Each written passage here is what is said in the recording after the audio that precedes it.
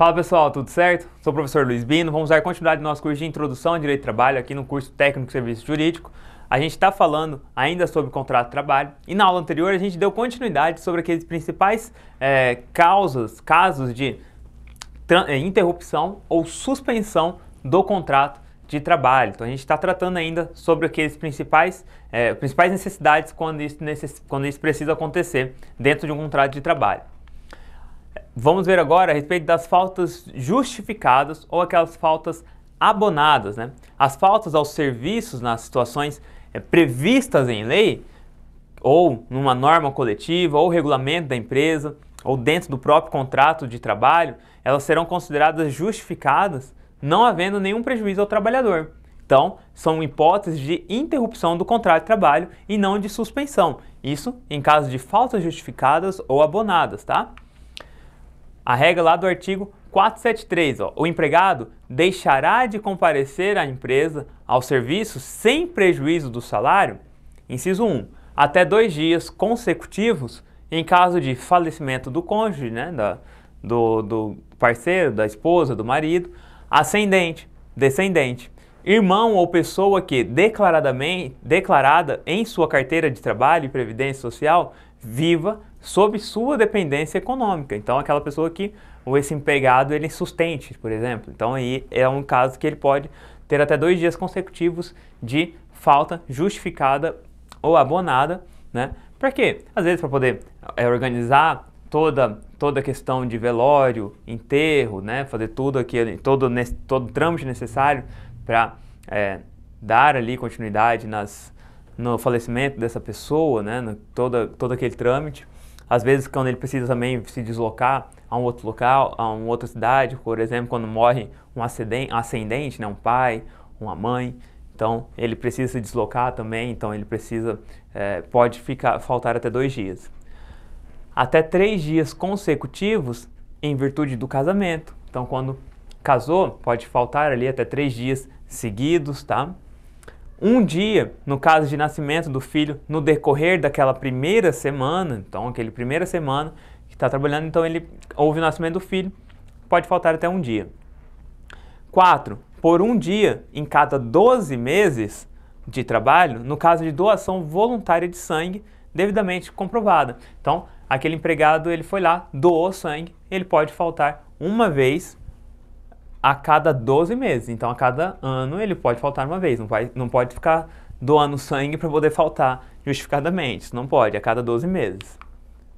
5. Até 2 dias consecutivos ou não para o fim de se alistar eleitor nos termos da lei respectiva. 6. No período de tempo em que tiver de cumprir exigências de serviço militar, referidos lá na letra C do artigo 65 da Lei 4.375, de 17 de agosto de 64, que é a Lei do Serviço Militar. Aí eu trago aqui para vocês também o que está dizendo lá na linha C, apresentar-se anualmente no local e data que forem fixados para fins de exercício de apresentação das reservas ou cerimônia cívica do dia do reservista. Aqui é quando aquele empregado ele tem que ir todo ano fazer ali, prestar este serviço da cerimônia do dia do reservista, cerimônia da bandeira lá, fazer todo aquele juramento. Então ele precisa ir uma vez por ano, digamos assim, então ele tem que ir lá cumprir essa exigência militar. E aí neste caso, do cumprimento de exigência militar, ele poderá faltar de forma justificada, tá? Inciso 7. Nos dias em que estiver comprovadamente realizando provas de exame vestibular para ingresso em estabelecimento de ensino superior. Enem é um dia que ele pode, por exemplo, se esse empregado trabalha, né, num final de semana que vai cair uma prova do Enem, é um dia que ele pode faltar. Vestibular para qualquer outra faculdade que não utilize do Enem, também é uma falta que é justificada, tá? Tempo em que fizer necessário quando tiver que comparecer a juízo. Caso de ele ter que estar respondendo um processo, ou ele entrou com um processo contra alguém, precisa comparecer numa audiência, precisa ser testemunha de um fato, também, comprovadamente, ele tiver que comparecer nesse juízo, ele pega lá na justiça, vai lá, pede a ata da audiência, ou uma declaração de que ele compareceu, apresenta para o empregador dele, e aí é um caso de falta justificada também. 9. Pelo tempo que se fizer necessário, quando, na qualidade de representante de entidade sindical, estiver participando de reunião oficial de organismo internacional do qual o Brasil seja membro. Então, no caso que aquele empregado, ele é um representante sindical e ele está numa reunião oficial dessa. Se essa reunião tiver que ser por mais de um dia, mais de 3 dias, não importa, é o tempo que se fizer necessário. Aí ele vai poder ter essas faltas justificadas devido a essa reunião, esse comparecimento em reunião. 10. Até 2 dias para acompanhar consultas médicas e exames complementares durante o período de gravidez de sua esposa ou companheira. Então, aquele homem que precisa acompanhar a esposa ou aquele casal que tem que acompanhar uma das companheiras que está grávida e vai lá fazer o acompanhamento e o exame necessário, também pode fazer aí até 2 dias de falta, tá? Para poder acompanhar essas consultas. Às vezes vai fazer uma consulta, precisa levar essa gestante até a consulta, ela é esposa ou companheira deste ou dessa trabalhadora, e ele vai lá, faz o exame a primeira vez, aí vai um retorno, tem que faltar novamente, um exame complementar, até 2 dias é justificado de falta, tá? Inciso 11. Por um dia por ano, para acompanhar filho de até 6 anos, quer dizer, em consulta médica. Então precisa levar aquela criança na consulta médica, a falta é justificada apenas uma vez a cada ano, tá? Inciso 12. Até 3 dias em cada 12 meses de trabalho, em caso de realização de exames preventivos de câncer devidamente comprovado. E aqui a gente tem aqueles exames preventivos como exame de mama, né, exame de próstata. Então são exames preventivos de câncer que essa pessoa pode faltar até 3 dias a cada 12 meses para a realização destes exames. Exames preventivos de câncer, aí para qualquer tipo de câncer também. E nos casos de aposentadoria por invalidez, também é um caso em que o empregado quando ele é aposentado por invalidez, e aqui é uma regra bem interessante, porque quando ele está aposentado por invalidez, fica suspenso, não encerra o contrato de trabalho, tá? Fica suspenso o contrato de trabalho durante um prazo fixado lá na legislação previdenciária, para poder confirmar essa invalidade. Então, às vezes, a pessoa é aposentada por invalidade, né? Aposentou por invalidez. Ele vai ficar suspenso o contrato de trabalho dele, o empregador não precisa pagar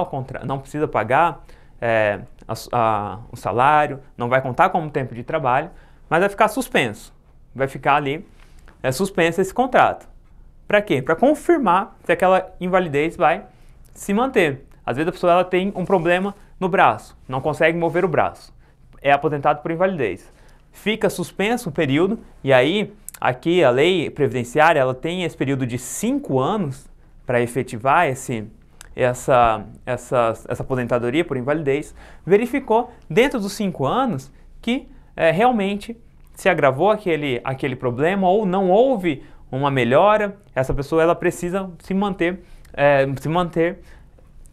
aposentada. E aí, neste caso, vai continuar suspensa aí este contrato de trabalho. Então, aí vai se verificar como que vai cumprir. Então, durante o período, vai permanecer suspenso o contrato, enquanto está contando esse período de 5 anos, tá?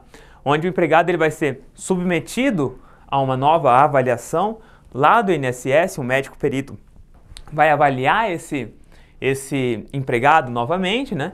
E aí pode resultar em alguns casos aqui que a gente vai ver. Primeiro, no caso da aposentadoria por invalidez, seja confirmado. Então, confirmou que aquele braço do exemplo não teve uma melhora, o empregado ele continua com aquele problema, e aí nesse caso, o benefício da aposentadoria fica definitivo, e aí acaba o contrato de trabalho, tá? O contrato de trabalho, neste caso, vai encerrar.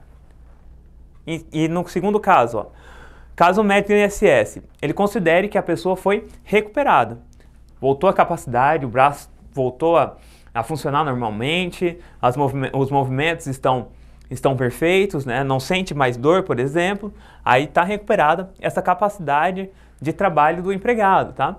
aí a aposentadoria, nesse caso, ela é cancelada. E o trabalhador, ele tem o direito de retornar àquela função que ele anteriormente ocupava, tá?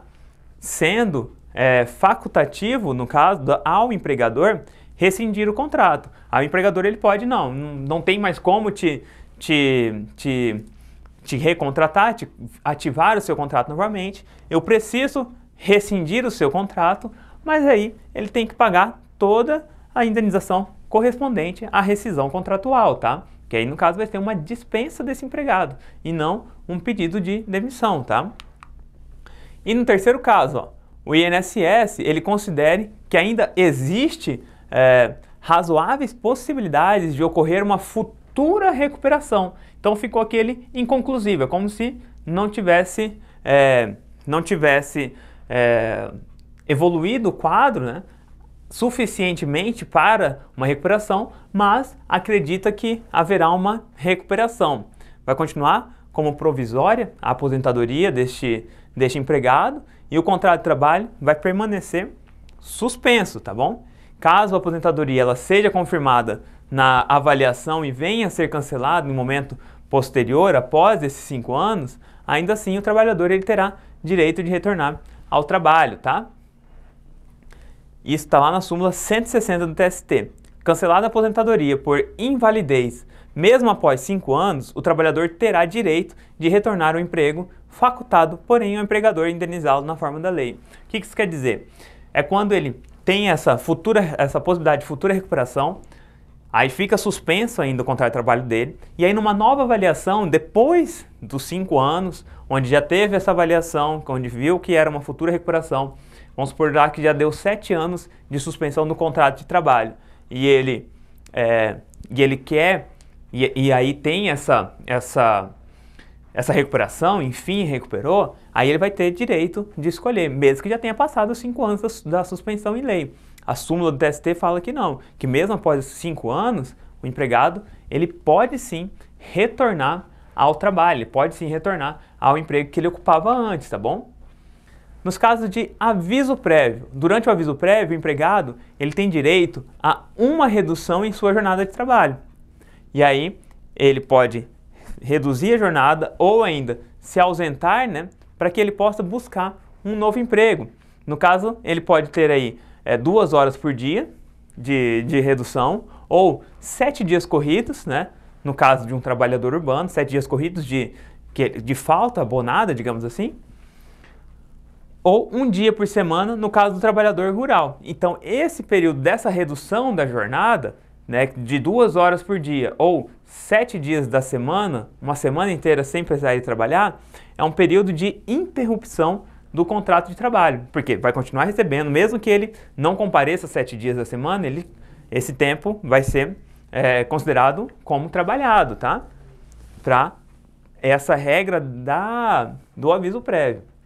Vai ser remunerado normalmente e vai contar com um tempo de serviço para a regra do aviso prévio. Então ele vai poder receber normalmente, tá bom?